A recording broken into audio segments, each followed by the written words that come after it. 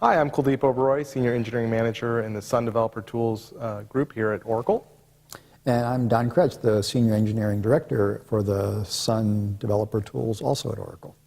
So we're here live from Menlo Park, California at the Oracle campus, and we're here to tell you a little bit about Oracle Solaris Studio 12.2.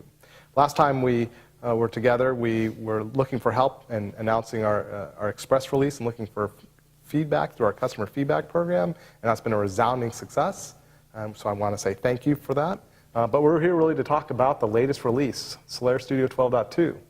So Don, what's new with Solaris Studio 12.2? So we're really excited about getting 12.2 out the door. It has some great functionality and some great new features in it.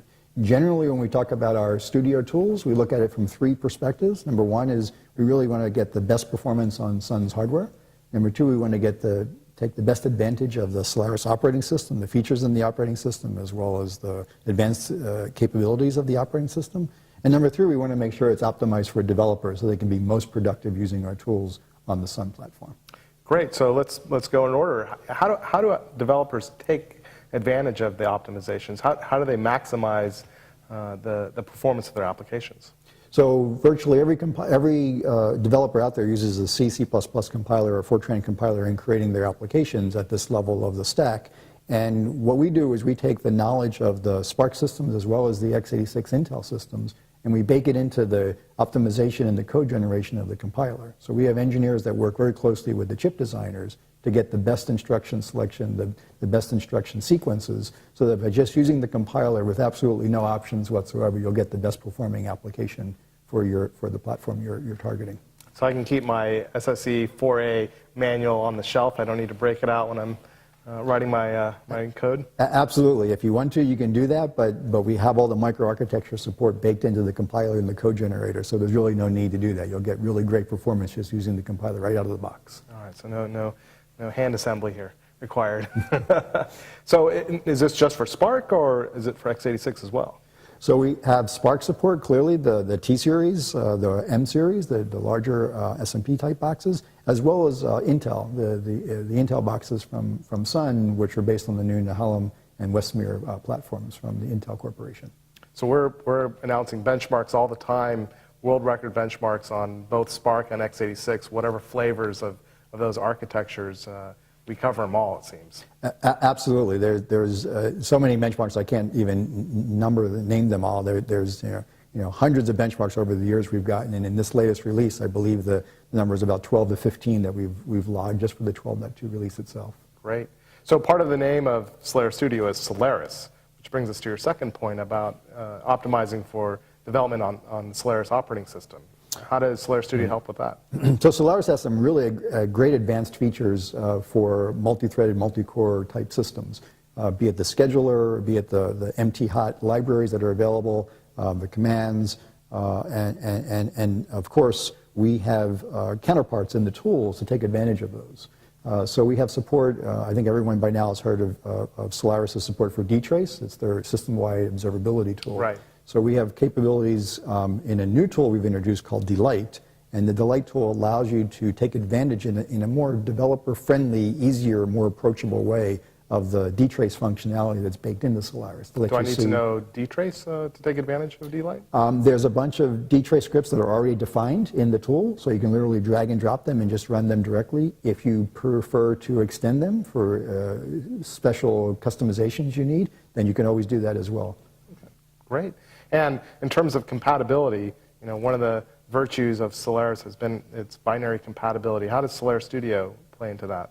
So binary compatibility has been a hallmark of Sun and Solaris systems for a number of years, and since literally the Solaris 2.0 release back in the early 90s. And we continue that tradition going forward under Oracle. So if you were to use the Studio 12.2 release, you could generate any object files, shared objects, .o object files, and link them with any previous version of object files produced with earlier versions of the Studio family. And they will all link and be compatible against the Solaris operating system. Okay, great. And the third point you were making around developer productivity, and maybe to translate, that really means developers walking out the door at 6 p.m. every day and being able to take their vacation. So how does Solaris Studio help in that effort. So you really want to get developers to make the best performing apps, but at the same time, you don't want to be spending enormous amounts of time to get there. So it's writing fast apps and it's writing them faster. And so we try to give you tools to help you write the applications faster. They have to be correct and they have to be done within the budget limit that you have within your project. So we have tools like a performance analyzer. Performance analyzer works with C and C++ as well as Java code as well. That gives you great insights to the multi-threaded aspects of your program to show where you're using system resources.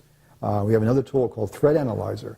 Thread Analyzer will help you find race conditions and deadlock conditions in your code, which is just a horrible problem when you're writing multi-threaded code. Very easy to fall into those situations.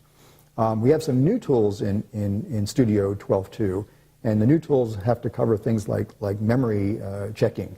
So memory checking, you want an application on the server to be secure. You don't want to be overrunning buffers. You don't want hackers coming in and somehow taking advantage or compromising your server application. So getting memory allocation done correctly and making sure that your application is using memory efficiently. We have a new memory tool for that, as well as some code coverage tools to help make sure that you're covering the vast amount of code you're running in your application. Okay, great. So, help developers maximize the performance of their applications, take full advantage of the features within Solaris for compatibility and observability, and then finally, the tools to allow developers to get their jobs done faster by having memory debuggers, thread analysis, performance analysis, and a variety of tools to allow them to get their job done, faster. That's it. So this all sounds great.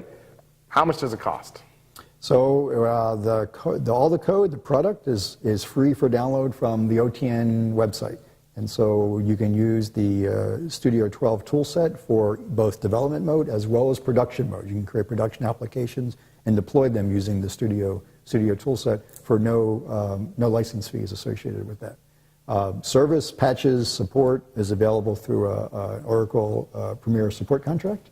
Which is available also. The information about that is available on the OTN site as well. And so where should our users go to download the latest release? So you can get this release as well as joining the community and the white papers we have about this release at www.oracle.com/goto/Solaris Studio. Go to that website and any link on there will get you to the OTN site for download and white papers. Great. Thanks, Don, for the scoop. Okay, thank you. See you next time.